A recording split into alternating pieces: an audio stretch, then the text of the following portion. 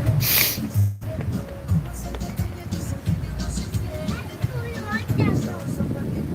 nice, right? Good song. Yeah. Yep. Let's get up here to the arcade. Let's see if anybody jumps on this stream. We're only 17 seconds in. 19 seconds in. Hold on now. You can't cross the road until you look. Alright, good job.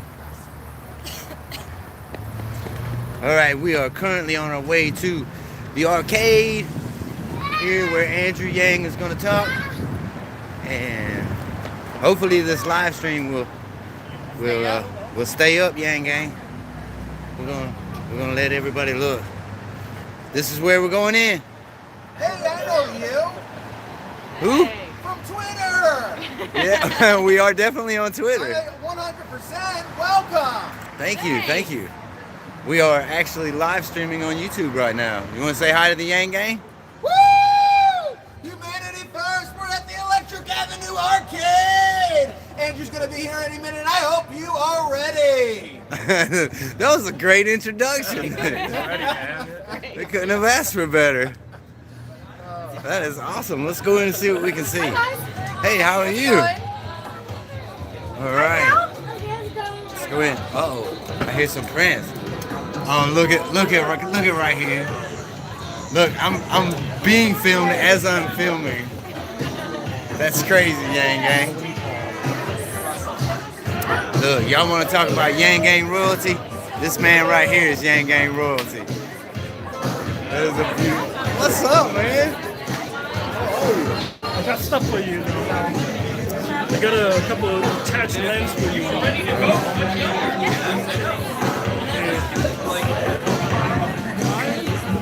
This guy is filming a documentary on Andrew Yang. How crazy is that, y'all? That is pretty awesome stuff. This dude's the man. I would put his information out there, but he's trying to remain on the DL.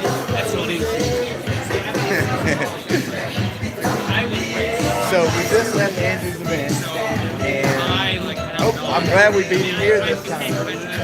Because most of the time we don't beat him there. That dude is crazy, man. So, who all's here?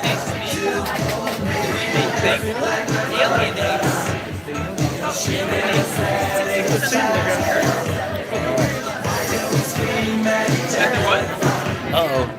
Hey, I might have to mute it, y'all, because the music, I might have to mute it and then unmute it. I mean, I wanted y'all to hear that Prince, so now I love me some Prince. Walk around here, let y'all look. Let me switch the camera around.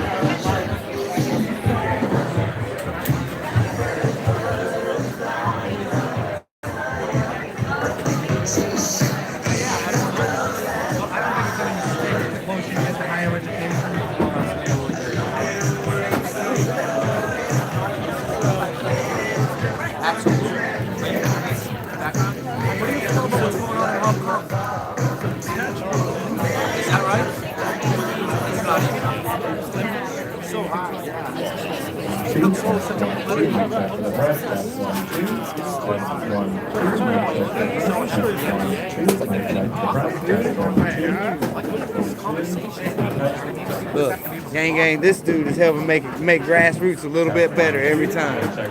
That's pretty awesome.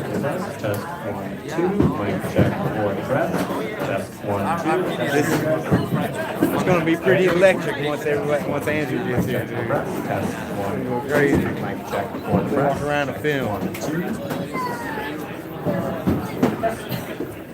The Yang Gang is assembled and in place.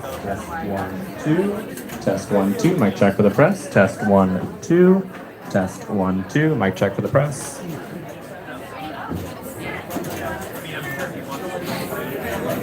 All right. So we are live here at the arcade. Y'all tweet this out, get it out. Test 1, 2. Mic check for the press. Test 1, 2. Let me see if I can. Do you know where he's going to actually be standing?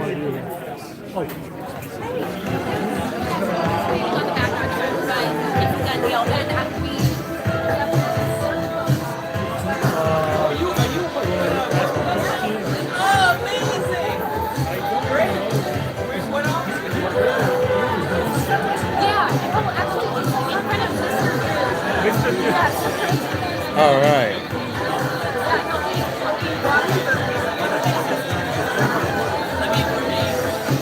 Star Andrew. We gotta get that.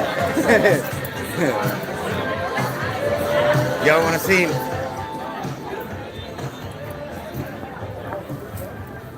All right, so we are standing out here and we are waiting for Andrew Yang's arrival. Now, we have been talking, me and you, about doing a quick little interview. You want to do that right now? 2 minutes? 2 minutes. Because you are one of the most interesting people that I've met on our travels. Yeah, actually, almost here. Together? Do you want to wait for a little? You're here tomorrow, right? You keep saying that. You keep dodging these interviews. But we're going to get one. We're going to get one with him, Yang Gang. We're going to get his story. Maybe we can get him to do a Broke Folk Vote podcast with us. All right, so we are outside. And we are, look, there's some more Yang Gang showing up.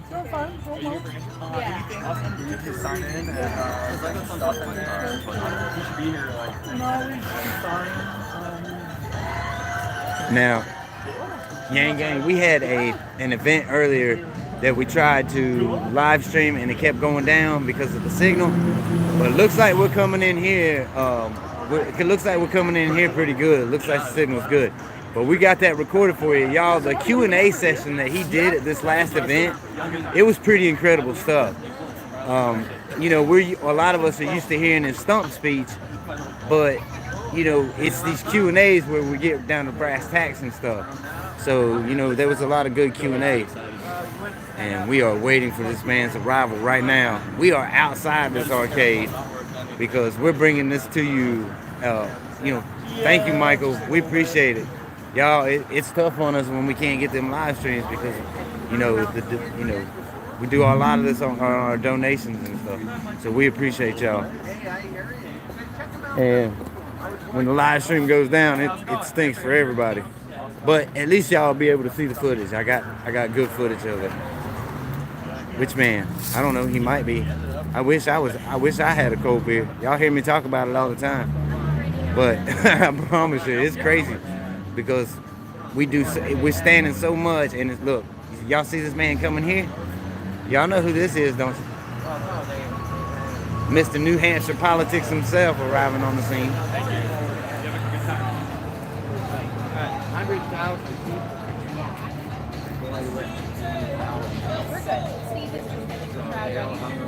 I guess I'm getting the crowd ready. Get him ready, Steve.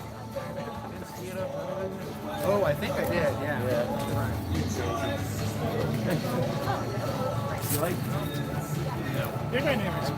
yeah. We appreciate y'all watching. Y'all tweet it out. Get it out there. Steve's going to get the crowd fired up. And we're going to be at the door so we can listen to Steve for a little bit too. But we want to be here when we want to catch Andrew Yang going up. Because he is the rock star that he is. So we want to get that footage. We're like the paparazzi. Paparazzi for Yang. Wonderful, good to see you. Oh my gosh. Oh, yes, thank you very much. Sure. Howdy, everybody. That is awesome. Got some 2020 bumper stickers right here. Oh my God! And let's see. I want to give you a $1 bill too. Oh, autograph with my name on it. Oh my goodness! What has Mr. Yang done for you lately? Hi, I'd like to offer you a $1 bill. Hi, how you doing? Hey Andy, he's giving away $1 bills. You got $1 bills to give away again? Andrew Yang is moments away. Sorry about that. I'm also running for president. My name is Buck. Where are you from? I'm on the Republican ticket. Hi, how are you? My name is Vermin Supreme. I was wondering, what do you believe is more important, the weather dome or the interstate roller coaster? Okay, here, I want to give you $1. I want to give you a bumper sticker. And I want to give you my book. Thank you, sir. Well, that was a very non-committal response, I think. Hi, how you doing? And gentlemen, this is short. You don't need to hear about him. You can hear from him. Ladies and gentlemen, the next president of the United States. Let's go, Andrew!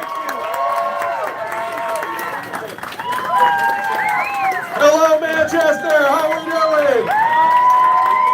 Heck yeah. I almost had that drink out of hand, man. That was not it. Love you, man. Love you too. Yes. And whoever chose this venue is an ace because I love these arcades. What would my game be out of these? Street Fighter. Don't judge me, but I would. Wait, this is a Street Fighter game? All right, so out of the games I could see, I was going to choose Miss Pac-Man. But now that I know there's a Street Fighter game in the back, I literally spent my teenage years here in New Hampshire playing Street Fighter 2. Yeah. So it's like a trip backwards in time. How many of you know I graduated from high school here in New Hampshire? I went to Phillips Exeter Academy, graduated in 1992. They had me back to speak a few months ago. When I was honest, I said I didn't have a good time here, so I haven't been back since I graduated. And then the entire student body erupted in applause, and I was like, whoa, I guess some things haven't changed that much. It wasn't the reaction I was going for. So I grew up in upstate New York, went to high school right here in New Hampshire, played a lot of Street Fighter 2, and then I went to Brown University, studied economics and political science, went to law school, became an unhappy corporate lawyer for 5 months, and then I left to start a business. Now, how many of you have started a business or organization or mailing list or club? Go ahead and raise your hand. So if you have your hand up, you know how super hard it is, and how whenever anyone asks you how it's going, what do you say? Great. Going great. My business went great until it failed. My parents told their friends I was still a lawyer. But I've been bitten by the bug. I went to work at another company, then another, and then I became the head of an education company that grew to become #1 in the United States and was bought by a bigger company in 2009. Now, 2009 was a very, very tough time in the country. How many of you were here in New Hampshire in 2009? Yeah. And how was it here in this part of New Hampshire? It sucked. It sucked in a lot of the country. The financial crisis tipped the whole country into recession. And I thought I had a hunch as to why it had happened. It was because all of the wannabe whiz kids I'd gone to Exeter and Brown and Columbia with had gone to Wall Street and created derivatives and exotic financial instruments that had helped crash the economy. And so I said, that's a train wreck. What can we do to improve on that? And so I thought, well, ideally, our young people would be creating new businesses and creating jobs in places like Detroit and Cleveland and Baltimore and New Orleans and Birmingham and Providence, Rhode Island. So I quit my job. I donated some money to start a new organization that would help train entrepreneurs called Venture for America. I started calling rich friends with this question: do you love America? Then the smart among them said, what does it mean if I say yes to that question, Andrew? And I said, at least $10,000. And then 12 of them said, I love America for $10,000. It's like, I thought you did. So we started with a couple $100,000, then it grew to the millions, helped create several thousand jobs around the country, got honored by the Obama administration a couple times, got to bring my wife to meet the president. So my in-laws were excited about me for about a week. But during this time, while I was getting these accolades and awards, I had this sinking feeling because I was seeing so much of the country that felt like it had fallen into a deep well of despair. So I grew up in upstate New York and then New Hampshire and New England. How many of you grew up here in New England? We're upstate New York. Upstate New York. Schenectady, New York. Syracuse. Yes. How about the Midwest? South. West Coast. Las Vegas, that counts. Yeah, I'll be back there in a minute. Because right after you vote New Hampshire, Nevada votes. I was blown away by the disparities between different parts of this country, where if you fly between Michigan and New York or St. Louis and San Francisco, you feel like you're crossing dimensions and decades and ways of life and not just a few time zones. But I was still surprised when Donald Trump won in 2016. How did you all react when Donald Trump won? Devastated, cried, disbelief. There are some people here that were probably happy about it, and everyone here has family members and friends and neighbors that were happy about it. To me, this was like a full stop. This said, wait a minute, tens of millions of our fellow Americans decided to take a bet on the narcissist reality TV star. Things must have gotten pretty bleak for them to take that bet. And if you turned on cable news today, why would you think that Donald Trump is our president today?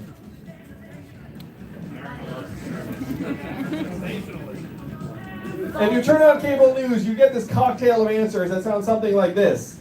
Russia, racism, Facebook, Hillary Clinton, emails, the FBI, all mixed together.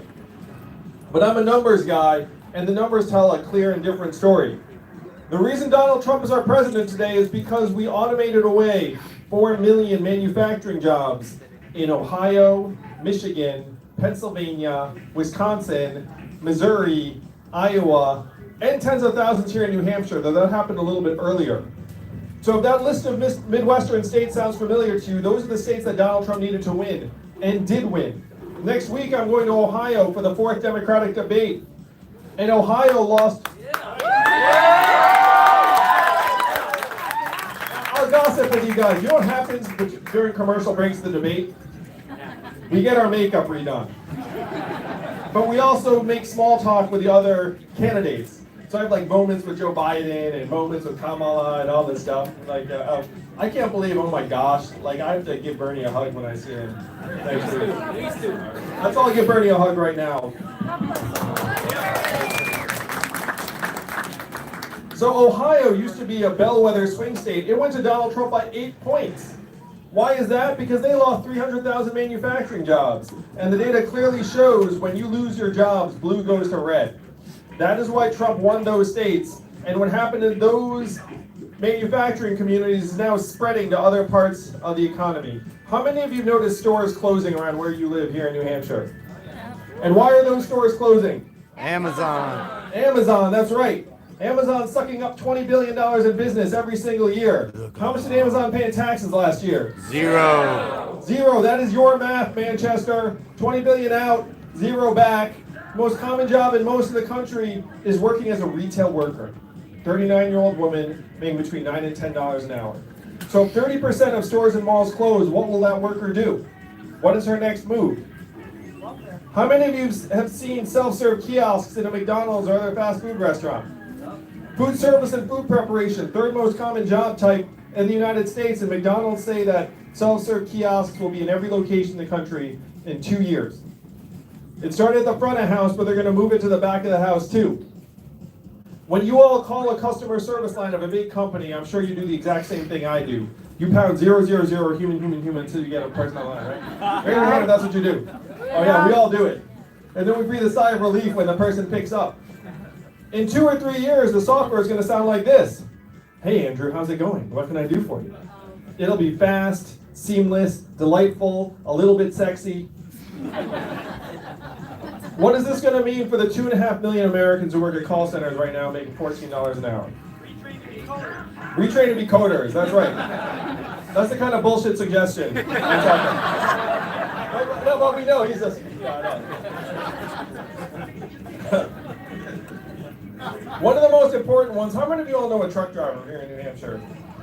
Driving a truck is the most common job in 29 states. There are 3.5 million truckers in this country, 94% men, average age 49, average education high school or 1 year of college. And my friends in California are working on trucks that can drive themselves. Robot trucks are on our highways right now in Arizona, and UPS just invested.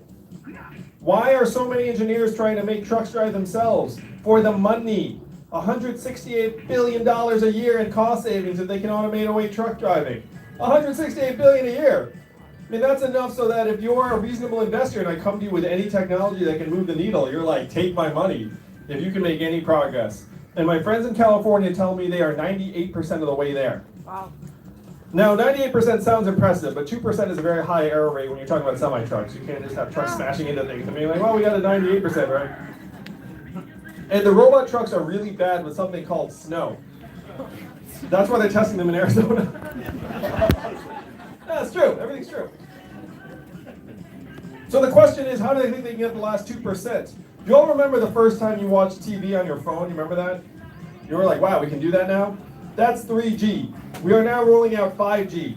The way the tech companies think they can get the last 2% of robot trucks is by equipping the trucks with teleoperating software so that when the truck's not sure what to do because of bad weather, it will then beep and alert a teleoperator in Nevada or Arizona who will then beam into the truck and drive it like a video game. Is there a driving game here? So imagine the truck has cameras on the front, they beam in, they drive it like a video game, and then the computer says, okay, I've got it again, you can beam back out. What do you think the ratio will be between these teleoperators in Nevada and Arizona and the 3.5 million truckers? 1,000 to 1, 10 to 1, 100 to 1. It's certainly not going to be 1 to 1. You know that's not going to be the case.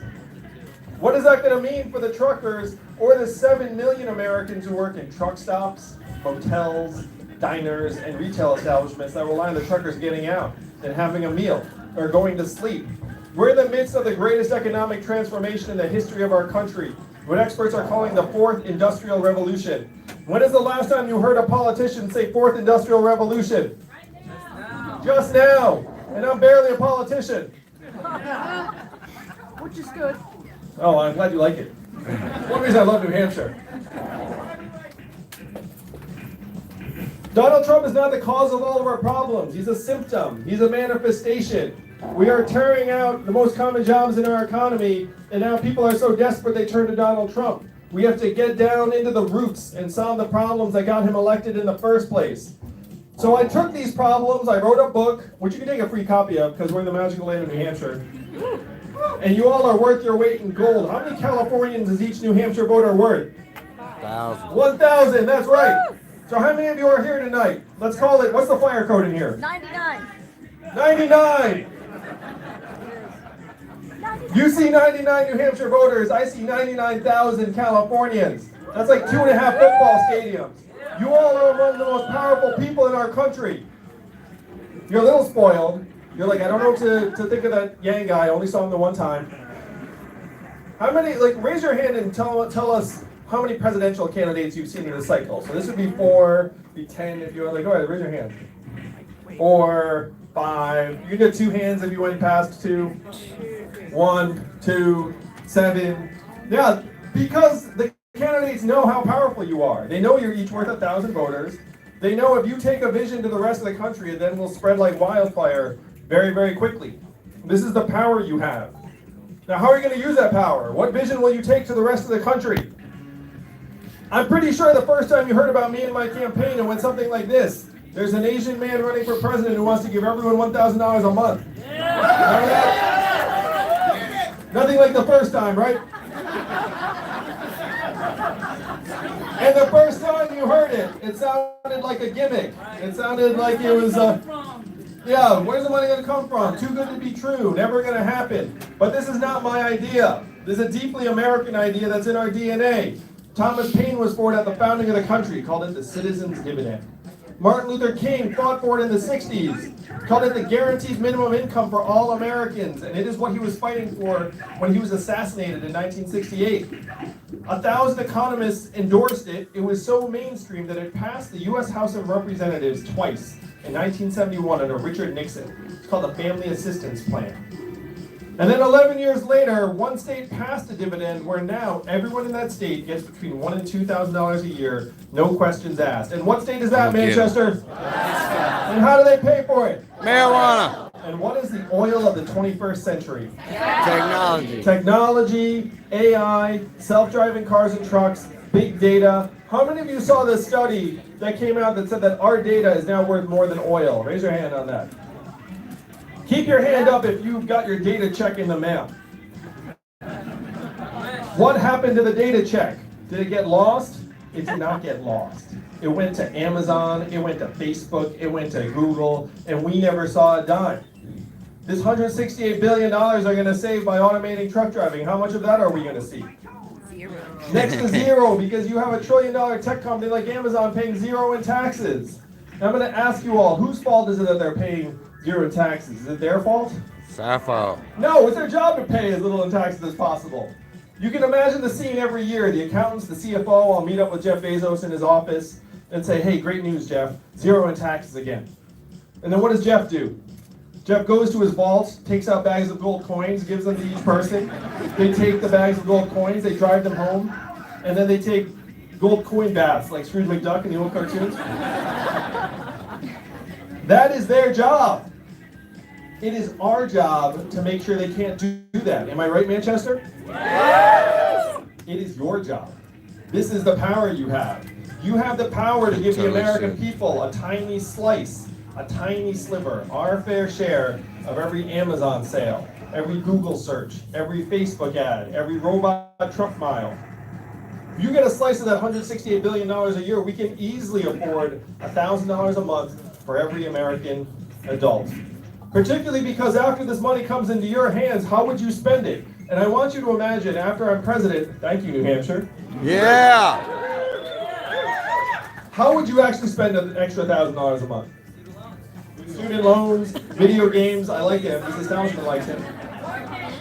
Mortgage, rent, go back to school, car repairs, start a business, I like that. Daycare expenses, Little League signups, how much of that money would stay right here in New Hampshire?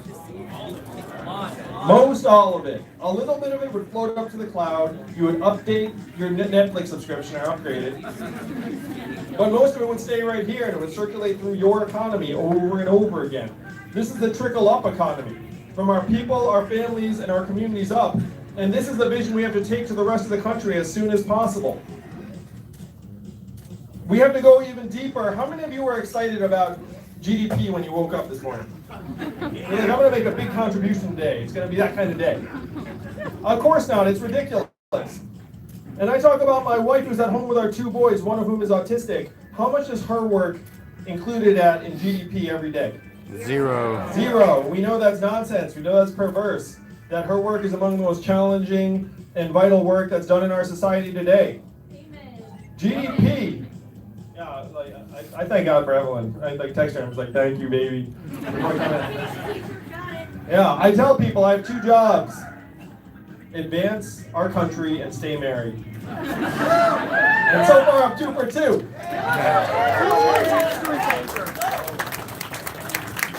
So GDP is at record highs in America today. Also at record highs, stress, anxiety, financial insecurity, student loan debt, even drug overdoses and suicides.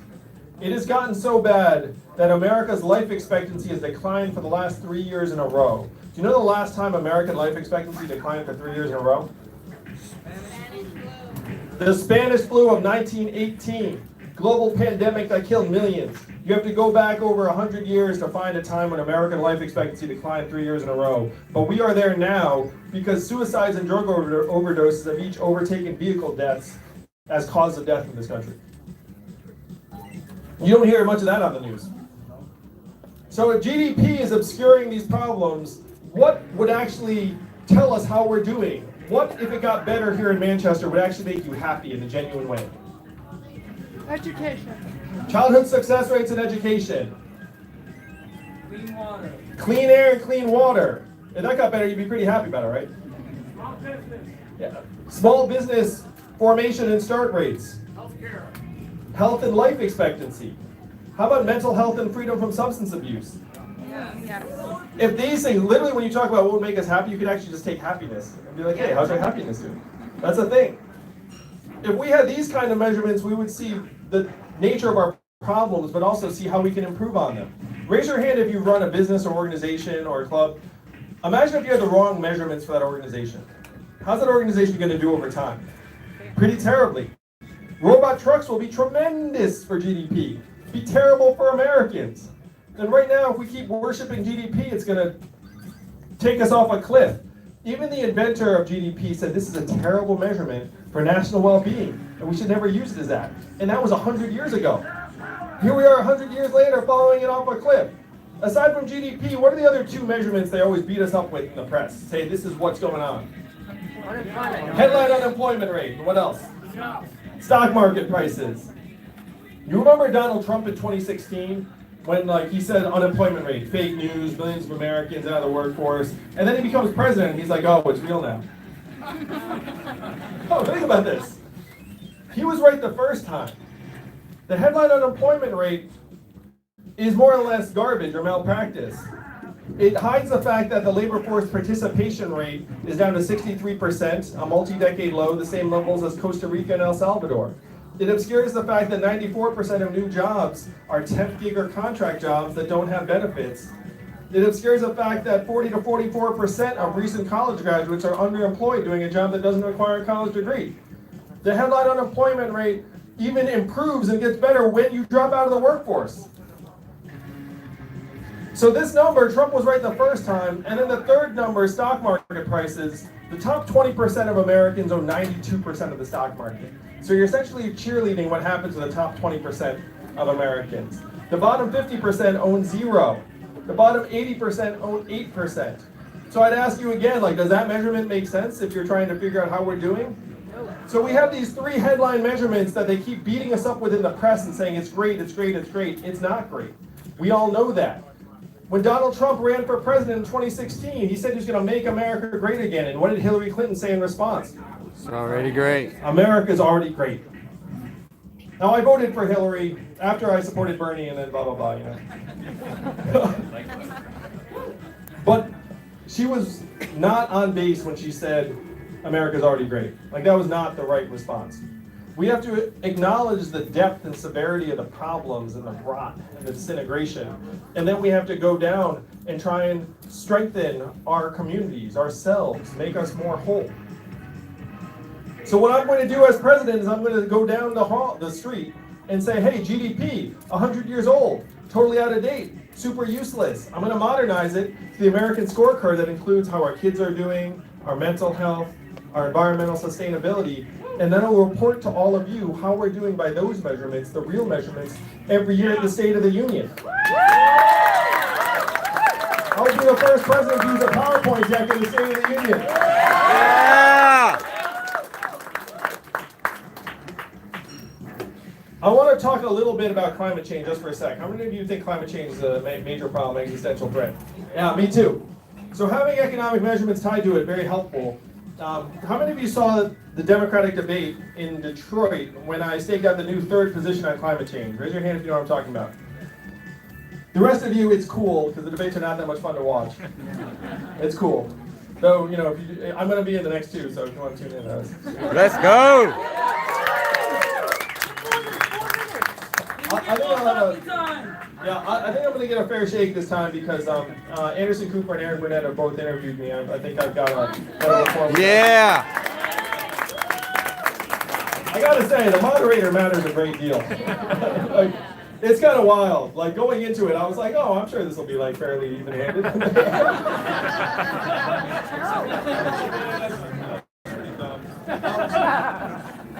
But now it's all getting better because it also gets better because the stage is going to shrink. And you know who's still here? This guy. Yeah! So we have to take this vision of an economy that works for us to the rest of the country. And you all have that power. You can spread it like wildfire. I stand before you right now. I was 4th in a recent national poll. And I gotta say, going from anonymous to 4th is probably a lot harder than going from 4th to 1st. And 4th to 1st happens all the time. And the number 1 criteria that Democrats have for the nominee is what? What's the number 1 criteria? Who can beat Donald Trump? Yang beats Trump! Yang beats Trump! Yang beats Trump! Don't take their word for it. I am one of only 2 candidates that 10% or more of Donald Trump voters said they will support in the general. Yeah, you are. That means if I'm the nominee, we win the whole thing in 2020. Let's go, Andrew! And this is in large part because this campaign is attracting not just Democrats and progressives, but it's attracting independents, libertarians, people who voted for Donald Trump. Yeah! Yeah, let's give them a round of applause because they're having it. We in the Yang Gang now. We can build a much broader coalition than any of the other candidates in the field. Now, Donald Trump's our president because he got some of the problems right, but his solutions were the opposite of what we need. What were his solutions?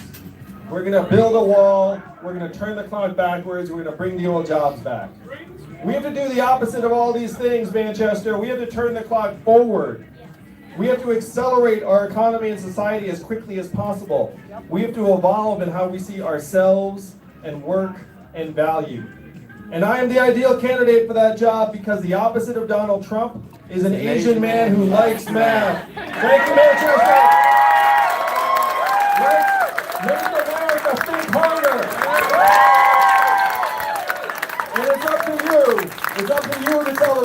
country. It's not left. It's not right. It's forward. That is where we're going to go together. Thank you all so much. And now, because there are only 99 of us in this arcade, I would love to take some questions. So, go ahead and raise your hand if you've got questions for me. Hey. How do you keep companies from moving out of the United States if you are taxing them for the freedom dividend? So this is not going to be an issue because other countries are ahead of us in figuring out how to have companies like Amazon not pay zero in taxes. So my plan is using a mechanism that's already been adopted in most other developed economies. There are two reasons why Amazon can't be like, oh, like, you know, we got to get out of the U.S. because they're taxing us. Number one, I'm taxing them when they sell to us, and we are still the biggest market in the world. So you can't abandon that. Like, you're not going to not sell to someone who's going to pay a little toll. And number two, the mechanism I'm suggesting is already in place in these other countries. So if you go there, like, it's already there waiting for you. In a way, we just have to play catch up. It is embarrassing how behind we are in terms of taxing these companies because these sophisticated tech companies, they just move it all through Ireland. They say no profits to see here. They pay their executives in stock options and stock compensation that they can then take as an expense. So this mechanism, I'm happy to say, will not cause anyone to leave because we're still the richest, most advanced economy in the world. They need to sell to us. Thank you. Thank you. Here you go. I think you have one of the greatest narratives connecting the economic issues and especially anxiety, depression, suicide rate, and overdose rate, and appreciate that about you and your campaign. And I'm an opioid addict in recovery, now a small business owner living here in Manchester. Let's give this man a round of applause. Could you speak more specifically to the different measures you take to help address the overdose crisis? Y'all donate if you can. Thank you for sharing, brother. That's awesome. It makes me so angry what's happened in this country because the opioid epidemic was a disease of capitalism run amok, where the federal government turned a blind eye while Purdue Pharma dispensed millions of OxyContin prescriptions and said this is a non-addictive wonder drug. And millions of Americans got hooked because it turns out it's super addictive. There were more OxyContin prescriptions than human beings in the state of Ohio at one point. Think about that. If you're a functional government, how can you say that's appropriate? How can you look up and be like, oh yeah, that's about right?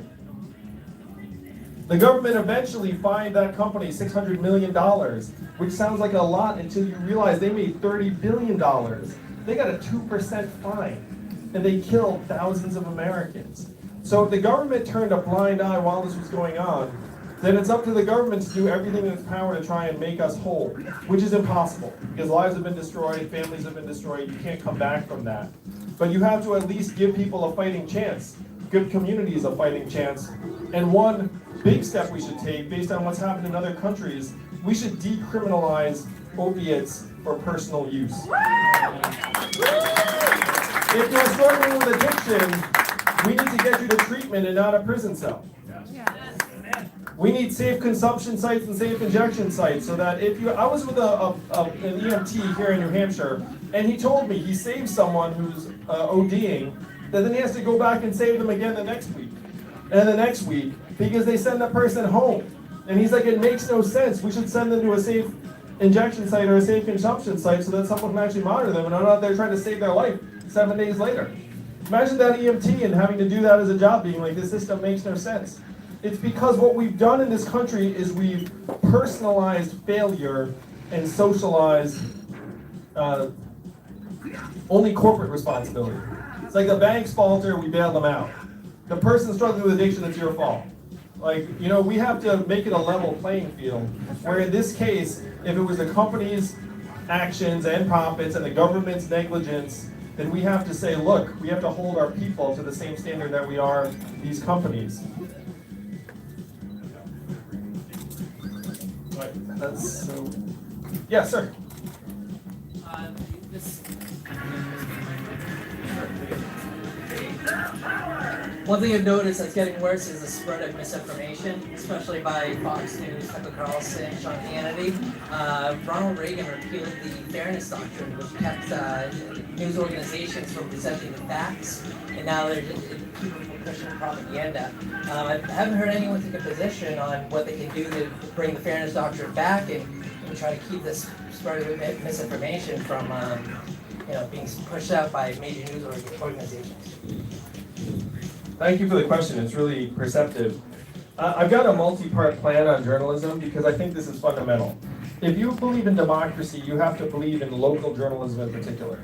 Because how can you vote on what's going on in your town if you have no idea? And studies have shown that it's the case. If you don't have a local paper, then everyone votes along party lines, and the government's just like, well, no one knows what we're doing, so we're just going to do what we want. So you need a local paper, but over 1,200 newspapers have gone out of business over the last number of years because they used to rely upon classified ads that now just all migrated to Craigslist, and subscription revenue is not going to cut it.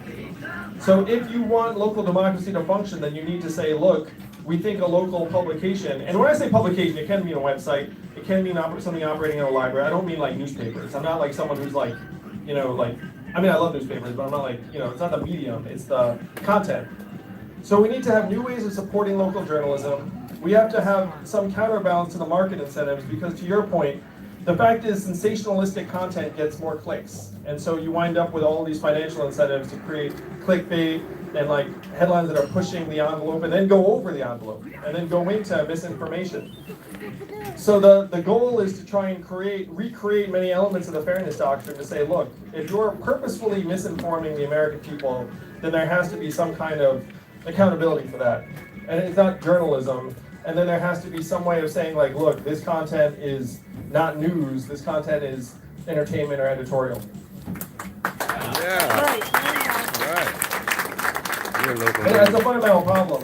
The information silos and the misinformation, and this is before deepfakes start hitting the web, where they can show videos of us doing whatever the heck, and they're indistinguishable from real videos. I mean, we have very, very big steps to take. Yeah. As a student entering college next fall, I'm just wondering what your plan is for dealing with like student loans and for college. Why has college gotten 2.5 times more expensive than when I went? Has it gotten 2.5 times better? Are you going to step into some paradise when you show up in the fall? So there are two main reasons it's gotten so expensive. Number one, states have cut back on the financial support. So that's not good. The second, though, the bigger problem is that they've become very, very bloated in terms of bureaucracies and administrators. Now, I'm for forgiving a lot of the student loan debt, but I don't think free college is the answer to everything because only 33% of Americans attend college. And so we have to try and help 100% of Americans. So for someone like you who's entering college, I want to get the cost of college down by saying to schools, look, your costs have to be tied to the number of students, and if you're hiring administrators right and left, then we have to actually create incentive for you to, or a penalty for you to get that down. For you get $1,000 a month from the freedom dividend, so that's going to help pay for school. And then for people who aren't going to go to college, I want to invest massive resources in technical vocational apprenticeship training to try and create paths forward that aren't 4-year degrees. Right now, only 6% of American high school students are in technical or vocational apprenticeship. You know what that percentage is in Germany? 59%. Think of that gulf. 6%, 59%. And when you talk about jobs that are going to be here for a long time, they include a lot of these kinds of technical jobs. Can you imagine what it would take to make a robot plumber? It's actually impossible. You really get a human plumber. And there are a lot of those jobs that will be here for a long time. They're high paying, high satisfaction levels. So we need to create diverse opportunities for people both going to college and not. Are you going to school? No, I mean next year. I'm still a senior. Are you still a senior? Yeah. So you're applying? Yep. I think you're going to do on your apps, man. Also, what business do you run now? Communication. All right, man. Give a plug for a business. Let's see. Really? Well, thank you. So, if you ever need to communicate to non-traditional constituencies about a new message, I've got the communications firm for you. Vagabond. Vagabond, I love it. That's a great name, man. You did a great job with branding your own firm, that's for sure. Vagabond. Of course you can. Who's that? Here you go. So my question to you is this. So as an educator for over 15 years, I am one of the educators who has multiple degrees, cannot support myself with my salary, have to work multiple jobs. That is all over the United States. What can you do for us? I mean, we are not supported. We are told that we're not respected. Our job is one of the most important jobs in the United States. I mean, I actually teach special education. I am an autism specialist. I mean, I've had to move several jobs. It's crazy, and it's not fair. It's not okay. And now we have Betsy DeVos, who is really like destroying education. What are you going to do for us? Well, first I have a point in education secretary that believes in public schools. That's like, but the data shows that teachers are worth their weight in gold in terms of educational outcomes. So we should give teachers a raise to pay them somewhere closer to what they're worth. Really, like, it's not a cost; it's an investment. Like, a good teacher, over the course of their kids, actually is worth hundreds of thousands of dollars a year. I have a son who's autistic, and so I particularly appreciate the work you do. I mean, a lot of it's probably one-on-one, but the difference you can make in a kid's life and trajectory, I mean, if you were to put a dollar value on it, though it's more important to human value, but if you were to put a dollar value on it, it would be immense. I got rid Part of this is measuring our economy so that you're not a cost, that everything you do is an investment. So if you were tying our economic progress to childhood success rates, and all of a sudden every teacher is getting measured as like a massive generator of human capital, which is what you want. Short term, though, we think to pay teachers more, and that's not a feel-good thing, that's just what the data says.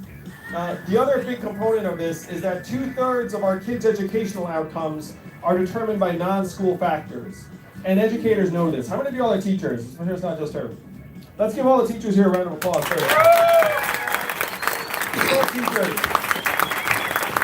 I'm willing to bet that all teachers know that their work in the classroom accounts for not the entire kid's performance. The data shows that 2/3 of the kid's performance is happening outside of school. That's parental time, number of words read to the kid when they're young, stress levels in the house, type of neighborhood. These are variables that account for 2/3 of the kid's academic performance. We're asking our teachers to be miracle workers, where we say, educate our kids, you're 100% responsible, but you can only control 1/3 of it, and a significant number of the kids that are showing up to your classroom are actually totally not ready to learn. But you'll make magic. It's unfair to teachers, it's unfair to the kids. So what we need to do is we need to get resources into the homes and families. We have to get to the other 65% of that kid's learning potential. And the way to do that is to get resources to the family so that one of the parents or both of them can spend more time with the child, the stress levels go down, the house then is filled with a better learning environment. There's a trait called conscientiousness in kids that's one of the most positive correlations to adult success. If you're conscientious, then you're going to do well. And households that are well structured reward conscientiousness. Households that are chaotic, where even if you do something right, it doesn't matter, destroy conscientiousness. So we have to get resources into the homes and families so the kids have a real chance to learn, and then our teachers can have a better chance to teach. The man with a baby. I love a man with a baby. So me and my family finally made it to the middle class somehow, and I can't afford healthcare. What can you do? How old's your little boy? He's beautiful! Yay! Oh, look at that. He likes video games. Just like mine. Healthcare is breaking the backs of families around the country, #1 source of bankruptcy. And as usual, it's a system that revolves around the almighty dollar. Right now, the incentives are to generate revenue at our expense and not necessarily to make us healthier. You notice how healthcare costs and drug costs only go in one direction, up? What kind of business model is that? Where they literally just be like, hey, how are we going to make more money next year? Just like raise the prices. And then we just keep on heading up and up and up. We're at 18% of GDP. We spend twice as much as other developed countries for worse results. Who's making out? The drug companies, the device companies, the private insurance companies. Who's suffering? Dads. Like, what's your name? Dads like Ben and his little boy who are like, how the heck do we pay for healthcare? We have to get healthcare off the backs of our families and businesses. So I'm for Medicare for all, a public healthcare plan that would provide affordable healthcare to every American, independent of work. Yeah. And the big confusion around this is somehow, again, we don't have the money for it. We're spending twice as much as other countries. There is so much waste in the system. If we have a government that actually can negotiate lower prices and higher access on behalf of tens of millions of Americans, you can get reasonable health care just like that. Other countries have done it, we can too. There's nothing stopping us. You know what's stopping us? Popular will. If enough of us get together and make this case to the American people, then Ben and his son and his wife won't have to worry about this anymore. You shouldn't have to worry about this, man. You should just be enjoying playing with your kid instead of being stressed out about healthcare costs. Thank you.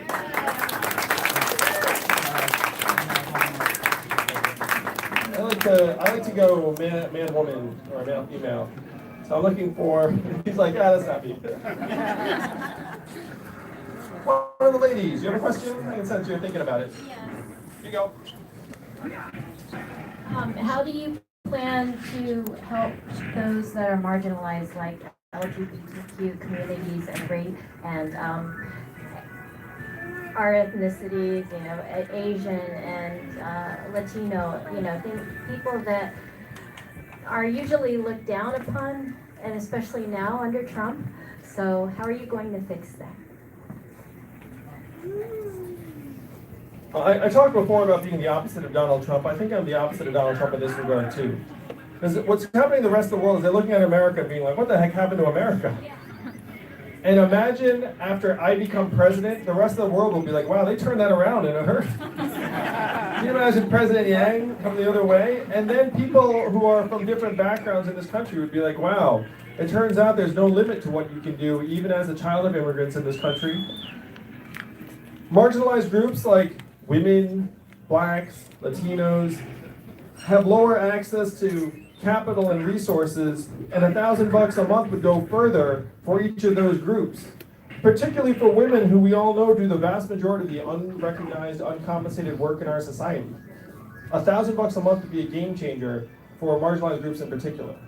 For LGBTQ Americans, when I talk to members of that community, and I have many of them on my senior team, they tell me that they're more likely to get kicked out of the house, more likely to get fired from a job, more likely to face economic pressures and stresses and mental illness, and that $1,000 a month would be huge for them to be able to move away from hostile and even dangerous environments towards more welcoming and supportive environments. This is one of the big things we can do to help marginalized people immediately. There are a couple of ways to approach it. One is culture, and then the other is resources, and I think we have to move towards both. I'm actually as mindful of the resources because the fact is we had an African-American president for 8 years. I worked with him. I voted for him twice. Did he end racism in this country? No. No. So we have to stop pretending that a symbol will somehow erase what's in people's minds, hearts, souls, and instead actually, again, go a level deeper. Why are so many Americans right now struggling and even turning on each other? It's in large part because 78% of Americans are living paycheck to paycheck. Almost half of us can't afford an unexpected $400 or $500 bill. And the studies show that if you can't pay your bills, you have your head down, you're focused day to day and month to month, and it reduces your mental bandwidth by 13 IQ points or 1 standard deviation. The same studies show that if you have this mindset of scarcity, you're more subject to bad ideas, bad leadership, more hostile, your decision-making erodes.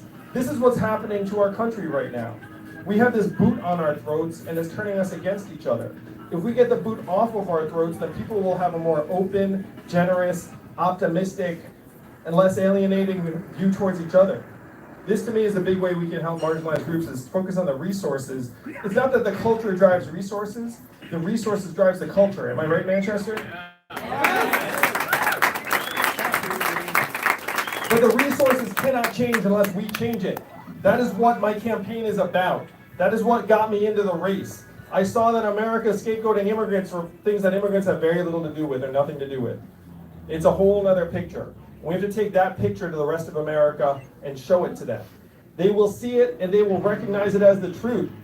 This is a very smart country where when shown the truth, we recognize it immediately. But we need your help to show them the picture. That's right. Here you go, sir. Thank you. Great to be here, enjoying what you're saying. You have the sort of thing I wouldn't like to see happen. My question for you is, all these wonderful ideas and plans, how are they going to get through powerful lobbies in Congress who are going to fight a lot of these ideas with everything they have? I love this question so much. And I want to thank my son Zach for telling me to bring him here.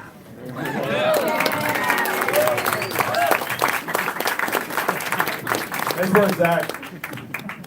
You can vote for my re-election, maybe.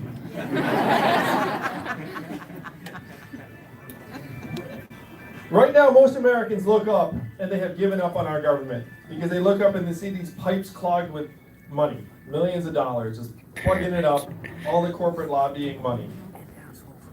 They're generally right that it's going to be almost impossible to flush those pipes out. And it's going to take people like you to flush those pipes out. This is one of the only places in the country where democracy actually works the way it's intended, where your vote is powerful and matters. Now the question is, after I get into the White House, I want you all to imagine this picture. It's going to be so glorious. I can see it clear as day because it's going to happen. Check it out. All right. Let's go! Let's go! Here are the steps. It's so fun. All right. So Iowa, we outperform expectations. And essentially anything I do is going to outperform expectations because people are still like, it's like, oh. So I go in there and I beat like a couple of credible candidates. They're like, oh, Iowa was okay. I come here to New Hampshire and we shock the world. Because New Hampshire is an open primary. Anyone can vote in the Democratic primary. So if you are a Republican, who are you going to participate in? Donald Trump stopping William Weld? Or the Democratic race, which is much more interesting? You're going to come over, you vote for Andrew Yang. Every poll is underestimating our support because the polls are just talking to registered Democrats. Mm-hmm. How many of you all are not registered Democrats? That's what I'm talking about. If you guys vote, they don't see you coming. This whole thing. That's a beautiful thing. So then we shock the world in New Hampshire. The world is like, what just happened? Andrew Yang just did what in New Hampshire? And then we go to Nevada, where we're very strong. And then South Carolina, and then Super Tuesday. I get swept into the White House. Now this is your question. This question's like, how the heck do you get it done? I want you to imagine the Democratic Party. After we beat Donald Trump, they say we took a chance on Andrew Yang because of New Hampshire. We took a chance on Andrew Yang, but he won. And now we're excited to work with the new Democratic president. And then my flagship proposal is the freedom dividend. Everyone knows I'm going to have won on the freedom dividend. And then the Republicans in Congress are going to look up and say, wait a minute, am I against the dividend? Alaska is a deep red Republican state. It was passed by a Republican governor. I like the dividend. What conservatives really don't like is bureaucracies making everyone's decisions for them. They like economic freedom and independence and autonomy on the part of people.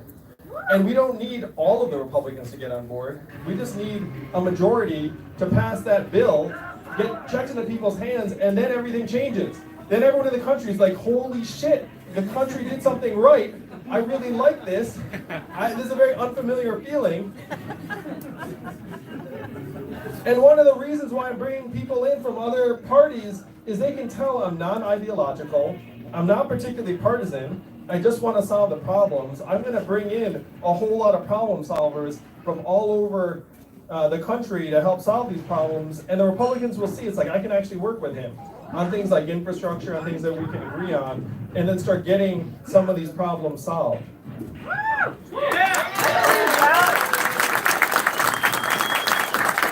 I am the change agent we need, and we've done this. We raised $10 million last quarter, zero corporate tax. The lobbyists know that I have nothing to do with them. I want nothing to do with them. I represent the American people, and that's how we're going to reduce their influence and get them out of there. My second flagship proposal on the lobbying side is give every American adult $100 democracy dollars that only you can use.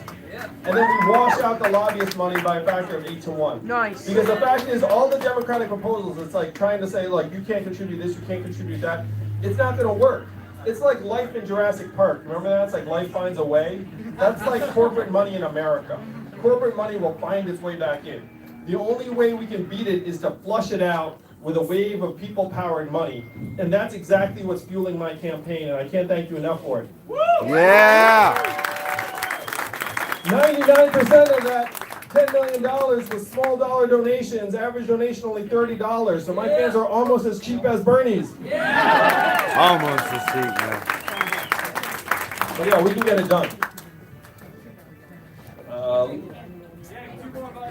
Yes. Zach this. calling for 2 And then more. we'll come to you, sir. Thank you, Andrew. So my question is, I'm not worried about Trump voters that are going to vote for Trump. I'm not worried about Democrats that are going to vote for a Democrat. What I'm worried about is disaffected voters. What are you going to do to attract disaffected voters? People like my daughter's boyfriend who says, I'm not going to vote. I don't care anymore. They all disgust me. What are you going to do to get those people on board? How many of you, this is the first political event you've ever attended? There's always a handful at one of our events, if you look around. We're attracting many thousands of the 25% of Americans who are like your, was it son? No, boyfriend. Daughter's boyfriend. Daughter's boyfriend. Because a lot of them have checked out, but they're checking back in for this campaign. Because I'm speaking a different language that they feel like is speaking to them, and I'm proposing real solutions that, after we get them across the finish line, will make a big difference. This is actually one of the things that also is driving my campaign, because I'm new to politics, and a lot of people that are joining the campaign are also new to politics. I can solve that problem, not entirely, because no one can do that, but I can solve a chunk of it. Nice. What do you, I'm a 34-year-old, been doing trucking 34 years, and what's your proposal on fixing the industry? Yeah, the trucking industry, I appreciate what you do so much, sir, because I've met with a lot of truckers, and it is a brutal, physically demanding job. You're away from your family for 4 days a week.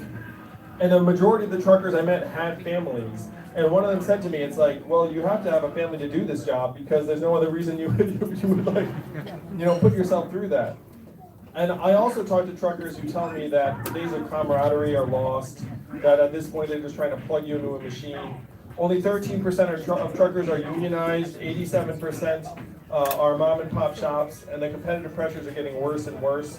One of the things that's happening in your truck right now, they're putting in digital monitors that monitor your driving time.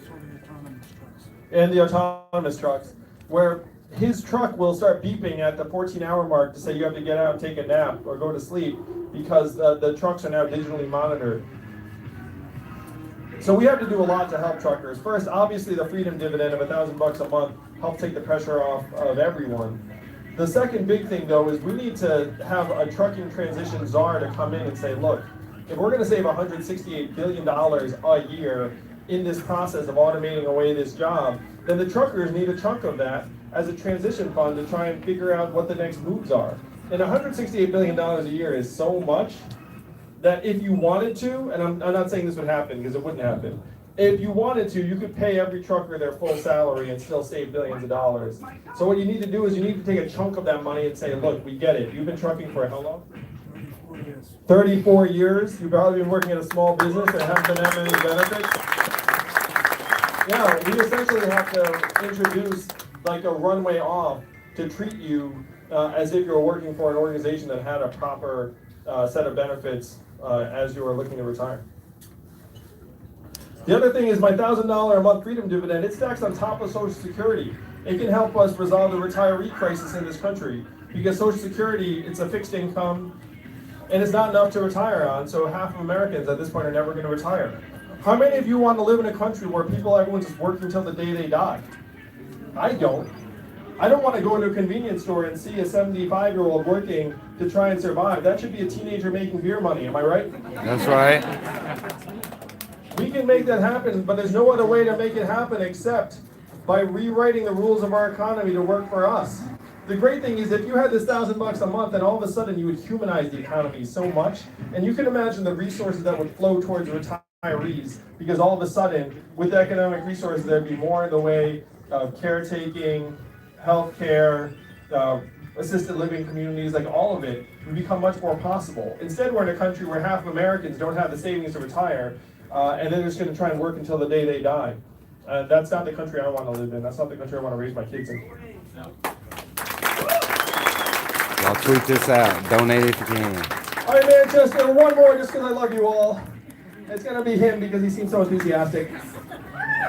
Thank you, sir. I appreciate it. So I stream on Twitch, and I talk to a lot of progressives there. And one question I have is, I know you talked about this with Social Security.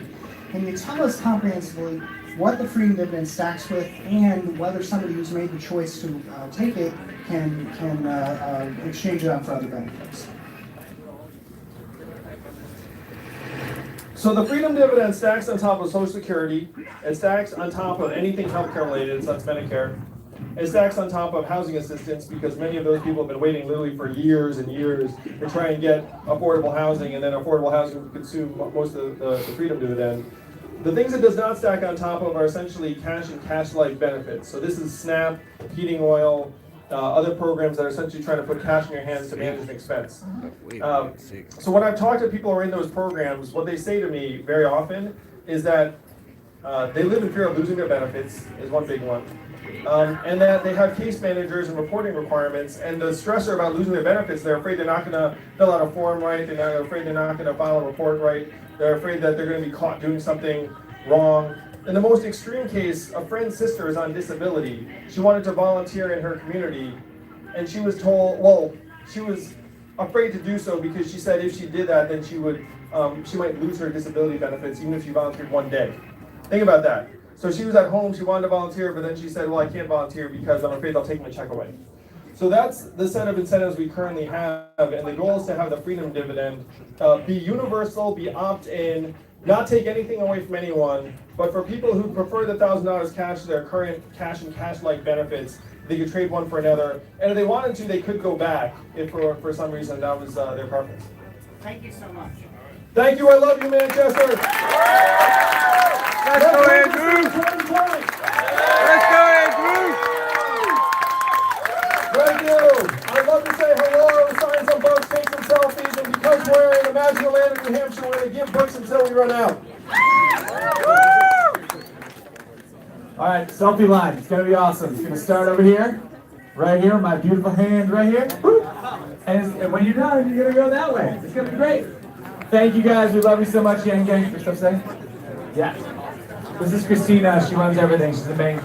All right, so Yang Gang. For coming. We have a sign-up table right over there. We are canvassing. We just witnessed another epic Q&A with Andrew Yang.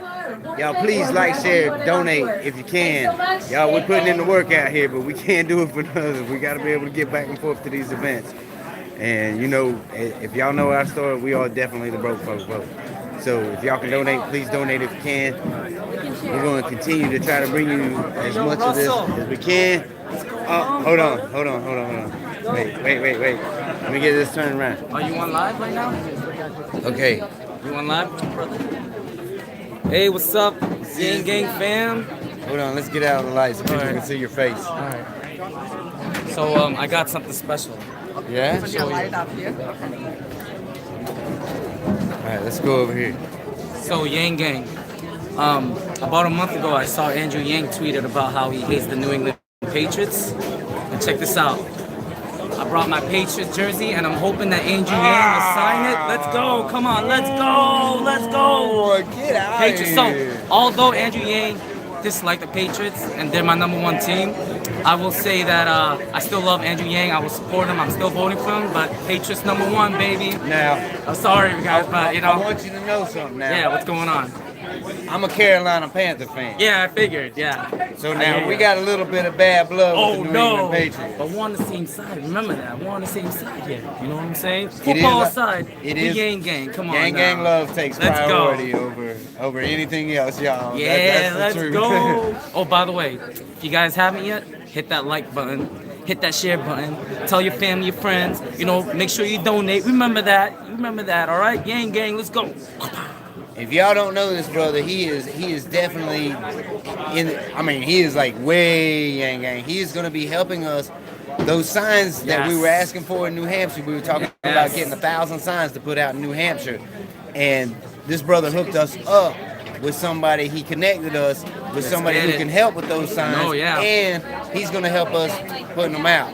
Let's get it. So y'all, listen, I know that some of y'all don't have resources out there, just like we don't have resources, but y'all know somebody who does have resources. And if you know somebody who does have resources, get in contact with those people and get them over here to the Grassroots Yang Gang. Let's make this 'Cause happen. I promise you, we are translating every dollar that y'all donate, we are translating it into New Hampshire votes. Let's we get are it. out here yanging people on the daily. All day, man. On the daily. Keep up the good work, Russell. Appreciate Love you, you, brother. man. Thank you so Love much. you guys, Yang Gang.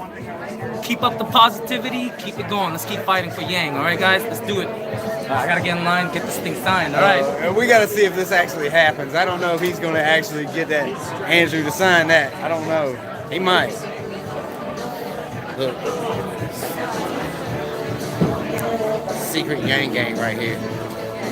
Like, she can't say she's Yang Gang. But she just might be.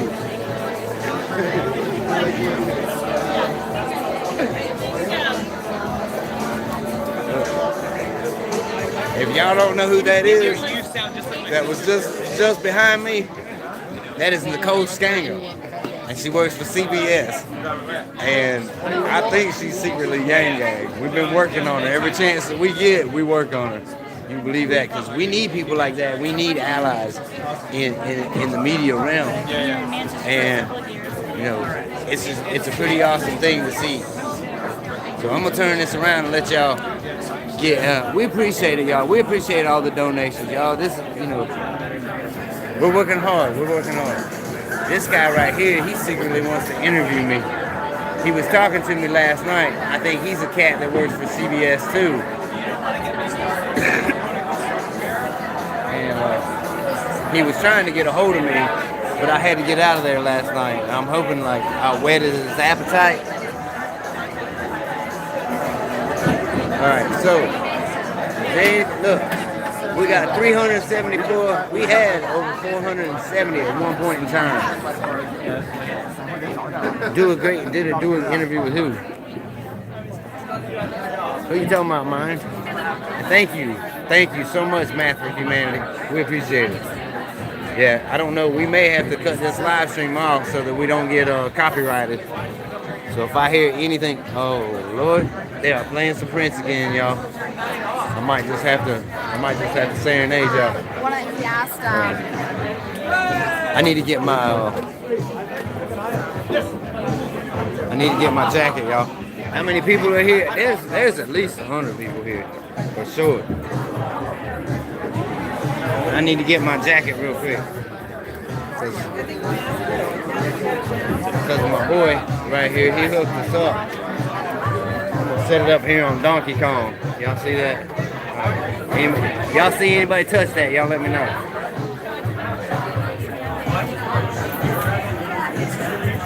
So, it's your video because the music playing in the background, they will absolutely put a copyright on it.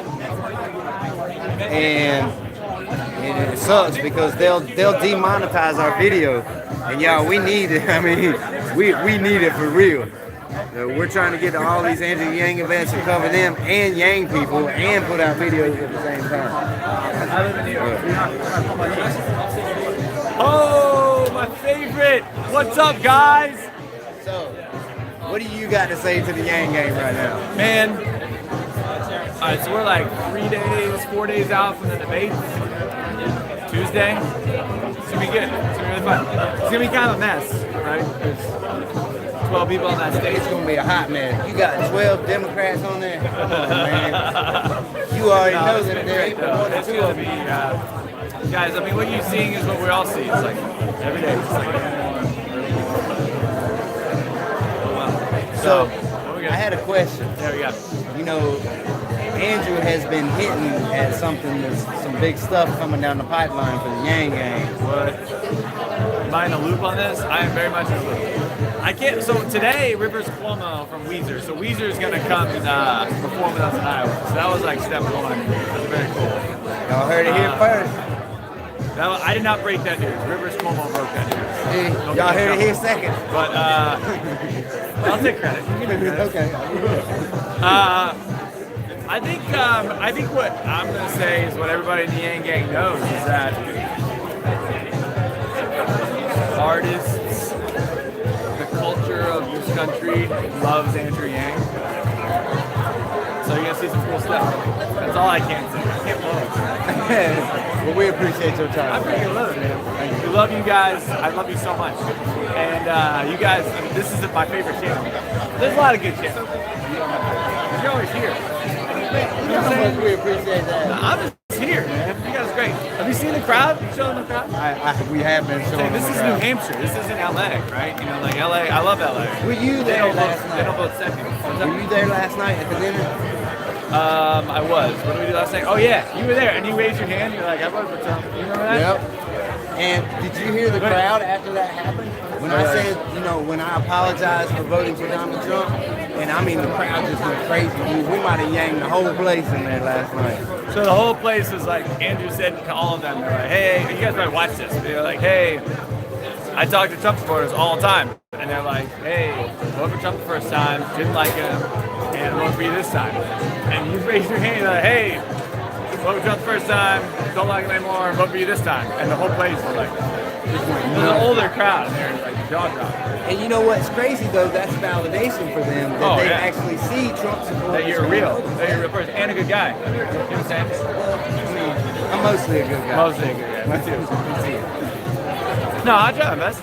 That's good. Anyway, we love you guys. Thank you.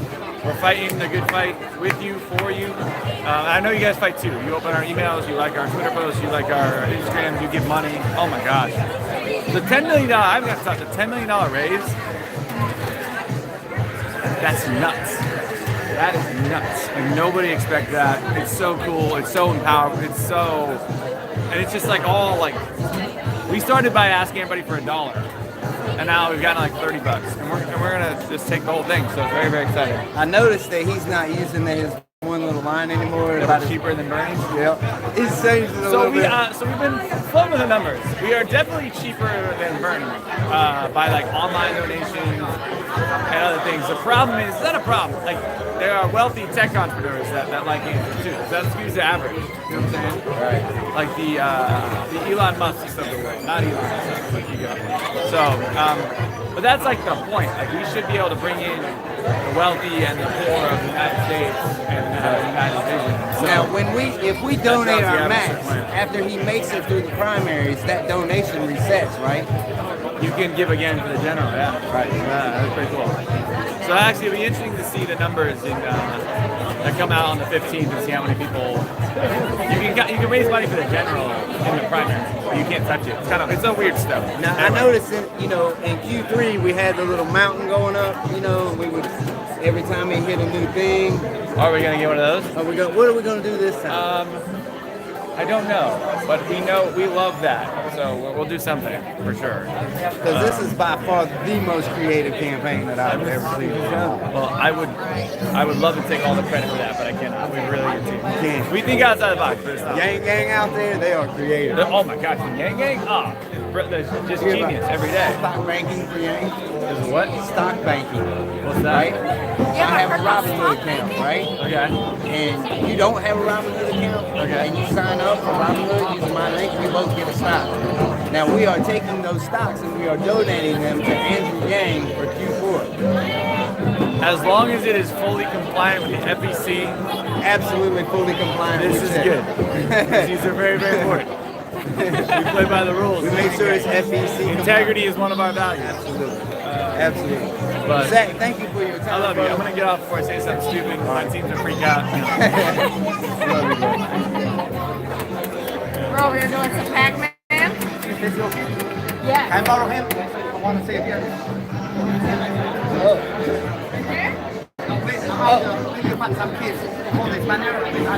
Hey, you want to take a cool picture, Zephaniah? Alright, so, anyway, what I was saying, y'all heard it here.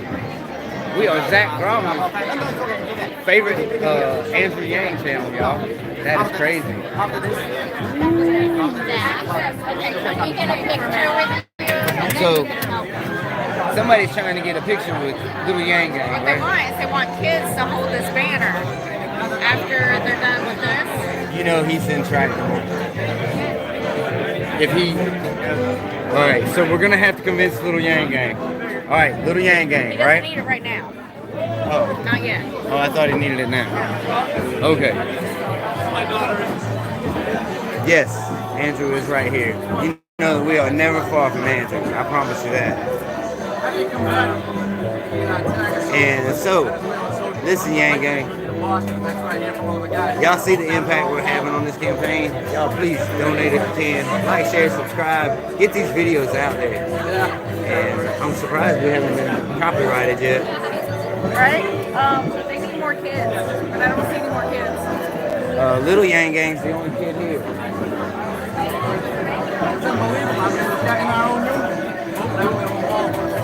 So, yes, like right here. So y'all see we are talking to Zach. We got media people here everywhere. Everybody's clicking pictures. So we definitely got a picture of him earlier together. Mama Yang Gang. Hi. So you want to talk to? Hey, Yip Zone. Thank you for donating twice on accident. We appreciate it, bro. Yeah, thank you. So, what did you think about the Q&A session tonight? It was great. I love the Q&A. I love the Q&A sessions. I always love the Q&A sessions. So yeah, it's great. Yeah. And I don't have much to say about it except for awesome stuff. And I don't know. Do you know that you are live in front of the Yang Gang right now, and you are, what's the word I'm looking for? Now that now that Mama Yang Gang is put on the spot, she don't know what to say. She's used to doing this, not live. I'm shy, y'all. I don't know what to say, and yeah, that's it. Look, you can't get no takebacks. That's a beautiful picture right there, y'all. I love my family. Y'all crazy. So they are trying to get, y'all look at this. Youth for Andrew Yang. And they're trying to find some youngins to put up here and hold the banner, but there's only one youngin here. And he's about as intractable as they come. But that is a beautiful thing, y'all.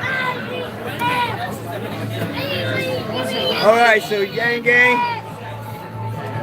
yes, she has about 5 sisters, but I think they're all taken at this point in time. So, but anyway, moving on. Little Yang Gang has not had a nap, and probably not enough sugar either. Can you give an Amazon clock? Ah, there it is. Amazon clock. We ain't got a quarter. Y'all didn't donate quarters. I see a couple dollars up there. Y'all throw some quarters up there. So little, what is that, a weed bag? What do you got? Oh, look, Mama Yang Gang's got quarters. All right. Those are tokens. Oh, I mean tokens. They're tokens. Somebody gave them to us. So, all right. So put a quarter in so little Yang Gang can play. He thought he was playing. Thanks. Oh, he thought he was playing, y'all. Jeez. Let us save a quarter. All right, you ready? Well, I mean, that's what it looked like, y'all. Jeez. Uh-oh, my battery. Why is my battery power at 12%? All right, you ready to go? Look, there's the dude with the boot on his head who was talking about running for president, and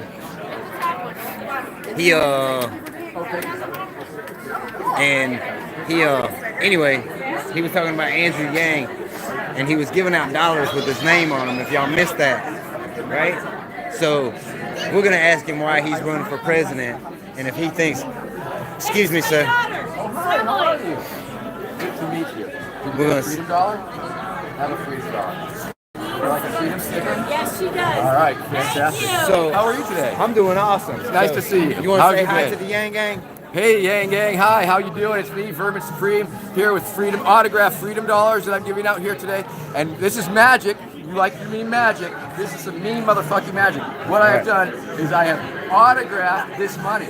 So I have increased the value of this money by writing my name on it. That's pretty exciting, isn't it? You know it is. That is very exciting. I'd like to report that I did ask Mr. Yang earlier upon his entrance which he thought was more important in America, the weather dome or the interstate roller coaster project. He did not have a chance to answer it on his way in, but I just met with him and asked him this very important question after he had some time to think about it, and he said he thought the roller coaster project was the way to go. So you have it here, people. You've heard it here first. This is breaking news to the Yang Gang that Mr. Yang does seem to lean towards the interstate roller coaster project. That is awesome stuff. Thank you for your time, bro. Thank you. Thank you. Now, there's still many questions on America's mind for Mr.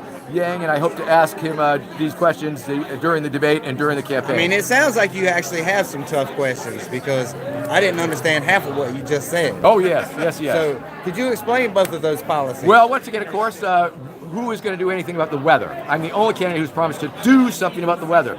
Possibilities under study include weather domes over every city, the actual physical relocation of that city to a nicer climate, which is going to be a little trickier these days, or simply throwing out anybody who complains.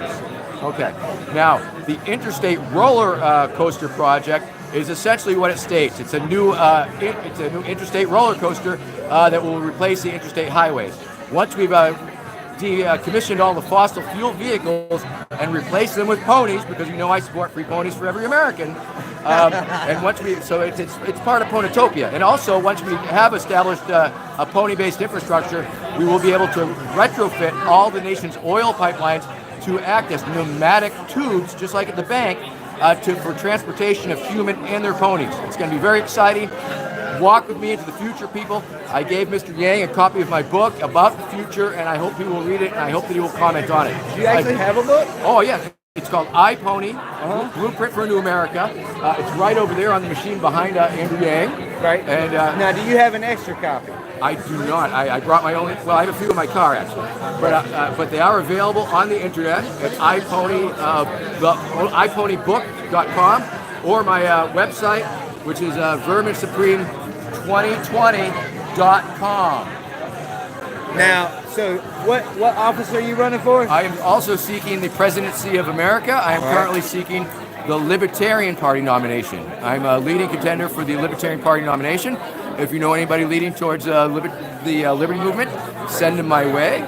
We believe that less government equals more freedom and more liberty, and that whatever the government touches sort of turns to poop. I think you could agree with that time and time again. I think a lot of us can agree on that point. And what you might want to do, you might have libertarian ideas and views and not even know it.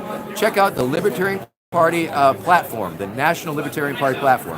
I myself come from a left anarchist background, but I've been able to integrate my belief systems because they are the only political party that has specific planks against foreign intervention. They have specific planks respecting the rights of sex workers. They are the only party that is strictly anti-authoritarian, that is against the government. I mean, Donald, I can't say that completely, but check them out. Check out the party planks. It's about freedom. It's about bodily autonomy. It's about being free from the government's influence, or at least in a minimal way. A lot of different types of libertarians, but I am a rainbow anarchist libertarian, coming from the rainbow family of living, loving, light, hippie damn gatherings in the woods. Check them out. And all that good stuff. There's a shit ton of interviews that I've been giving at podcasts, and I'd love to talk to you at length, for sure, about my candidacy if you're interested. Absolutely. So, yeah, reach out, media at verminsupreme2020.com. All right. Thank you. There you have it, Yang Gang. Woo! And that is exactly why the Libertarian Party does never wins.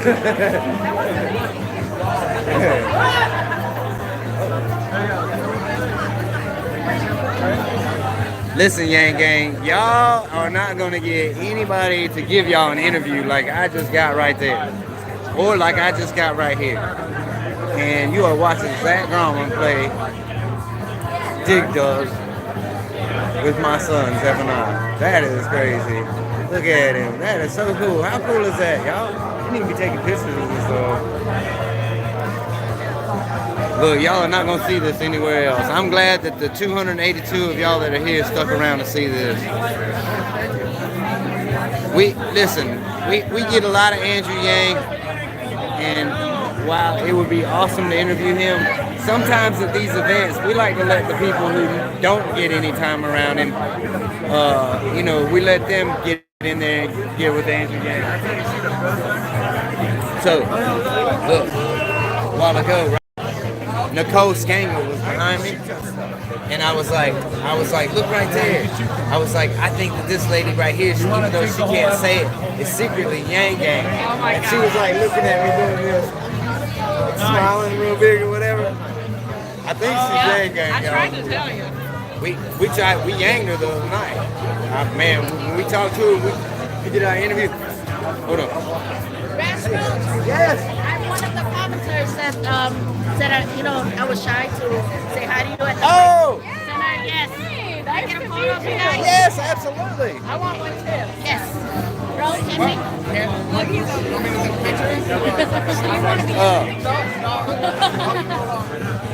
Okay, so we have found one of the awesome Grassroots family right here. Gang, gang. Gang, gang. Oh, Yes. You want to say hi to the Yang Gang? Hi, Yang Gang. You're not only talking to us right now, you're talking to everybody.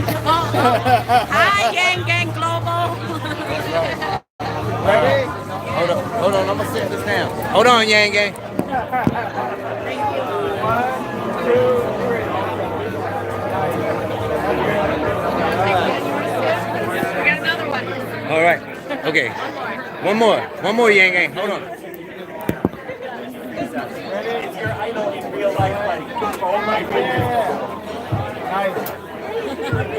Thank you so much. And I told my brother about being used to support Trump. Right. Yes. And my brother-in-law couldn't believe it. He was like, what? So this is your brother-in-law? Yes, that's my brother-in-law. And he's a veteran. All right. So we're gonna. All right. So our brother. You're not on camera. I'm facing that way. So our brother here. And what's your name? Peter. Peter. Nice to meet you. My name is Russell. Nice to meet you. And yes, I was a Donald Trump voter. Yep. And Donald Trump supporter. I've been a lifelong conservative. But the one thing that I've realized is I've only seen this country get more and more divided. You know, and I can't, as a citizen of the United States, deal with that anymore. Right? And then you hear somebody like Andrew Yang, and what he's saying is, look, we're all the broke folk vote. Right? We're all fucking broke. We're all struggling. You know what? We got to stop fighting each other, and we got to start coming together, because that's the only way that we're going to get over this dumb shit. So when you hear somebody like that, and you're on that side, you know what? This dude makes a whole lot of sense. You know, what he's saying is, hey, we need to start putting homeless people on the radar. We need to start putting teachers who are underpaid on the radar. We need to start fixing the things that have driven us apart to start with. You know, if we can take $1,000 a month and put it into homeless people's hands and let them not be homeless anymore, it gives them hope. That gives me hope. You know why? Because I've been there. I've been homeless before. I know what it's like. And that $1,000 a month would have been life-changing for me. My wife and me were in a van because we had nowhere to be, and she was pregnant with our son at the time.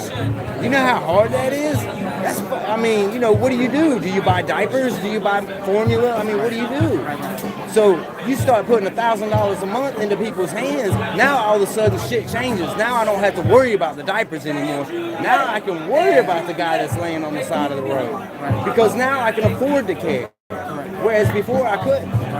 You know, and there's going to be a lot of people going from Trump to Andrew Yang because he is about humanity first. You can't be around him for 5 minutes and not fall in love with the dude.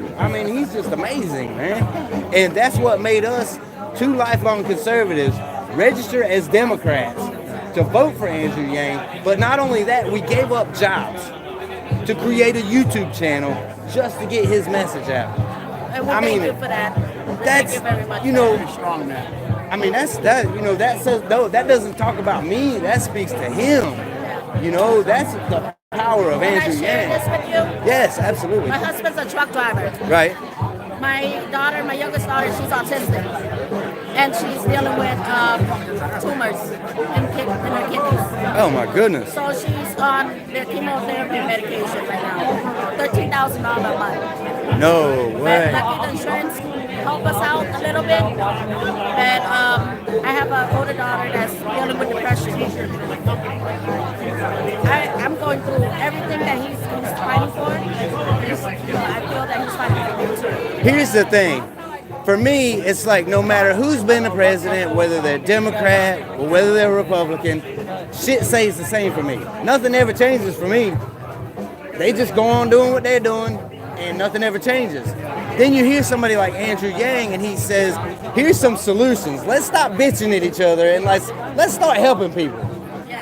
That makes sense to me. You know, I mean, you can't, once in a lifetime candidate, bro. Once in a lifetime. If he can pull Donald Trump voters over to his side and make them, because the only people that's going to be left on the MAGA side when this is all over are going to be the MAGA people. And you know exactly who I'm talking about. I ain't got to say it. But as they get closer to feeling like their way of life is getting taken away from them and they start losing, you watch MAGA. They're going to show out. They're going to try to. God bless you, man. Yes, sir, bro. Thanks so much. This is a pleasure to meet you. Thanks for showing up. Hey, how are you? I'm Ian. Nice to meet you, I bro. really appreciate what you and your wife and your family are doing. Thank you so for much. this country. I mean, we're trying, man. We're trying. Really making a big difference. I think I just lost my battery pack. Hold on just a second. Hold on, Yang Gang. All right, here we go. Now, we're back online. So, your name is Ian? My name's Ian. And when were you first introduced to Andrew Yang? Yeah, I was introduced to Andrew Yang through the NPR Politics podcast. Oh, that was a good one. It was a really good That was a good really one. good one. But looked into his policies and really got hooked. And then I found you, and now I watch all your Oh, we appreciate that. Now, did you come from the Democratic side? Or I'm a Republican, but I live in Tennessee. No kidding. Absolutely. So you were a Donald Trump voter? I didn't vote for Donald Trump. Didn't vote but for I am Trump? a Republican in Tennessee. But, okay. And I was hopeful Trump. Right. Because, you know, like during the last election, we had considered Gary Johnson. Yeah, I voted for Gary Johnson. You know, he just kind of, but you know how the two-party system is. And it was panic mode, like right there at the end, and it was like, we can't let Hillary win. We can't, you know, I felt like it was wasting a vote. So we went Trump's way, even though, you know, we were probably going to vote Gary Johnson. Yeah, I was optimistic. And in fact, I was just talking to some other folks. I said, look, you know, for better or for worse, without a Trump presidency, we don't have an Andrew Yang candidacy. So, you know, I'm looking at the silver lining here. You know what? That is exactly right. If Yang Gang, what he said was golden right there. If we did not have a Donald Trump presidency, we would not have an Andrew Yang presidency coming up right now. That is a beautiful thing. Absolutely. I gotta say hi to my son James. He's in a hotel watching. Oh, that's awesome. Was it hard? Was it hard picking up the family and coming up here? I mean, well, we were kind of forced out of our house by, you know, our landlord. He had a sister who had an aneurysm, and he needed to have the house so that he could move her in from Seattle. You know, we were in North Carolina, and he asked us if we would move. And obviously, for us, family comes first, you know? So we weren't going to, like, say no, you know? So we figured that the best use of our channel would be to come up here to the early voting state in New Hampshire and turn it over here for Andrew Yang. You know, definitely get the word out. We are literally in New Hampshire most of the time. Now we're actually in Vermont, right across the border. But this is where we spend most of our time trying to Yang people because this state is so important. But then being in New Hampshire also, as soon as November 1st is, we can get Andrew on the ballot because we got to have 1,000 signatures in Vermont just to get him on the ballot. So we're going to be working on that too. Working both sides of the I'm telling you, man, it's exhausting, dude. It is just like non-stop for us. Because we don't have a video editor, so like we're not only editing our own videos, we're like we're doing all the Plus you got to chase this guy all up and down. And y'all know what? That dude is probably a robot. I'm telling you. I mean, he is just goes and goes and goes and goes. Sure, right? The robots are coming. I'm telling you, they might be already here. No doubt. Listen, I appreciate your time, bro. It's nice to meet you too. Can I do a selfie too? Yes, absolutely. All right. See if I can do this. Hold on, Yang Gang. We're gonna let y'all. Yang Gang selfie.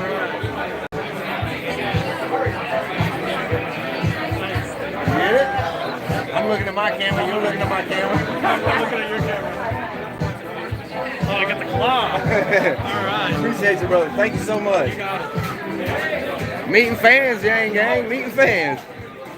All right, so we are just about to turn this live stream off, y'all. Thank you, Michael Canoyer. Thank you so much for all of y'all that donated.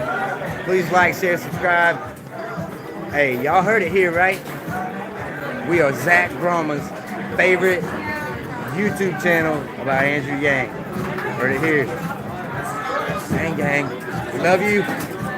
See y'all on the next one. Gang, gang out.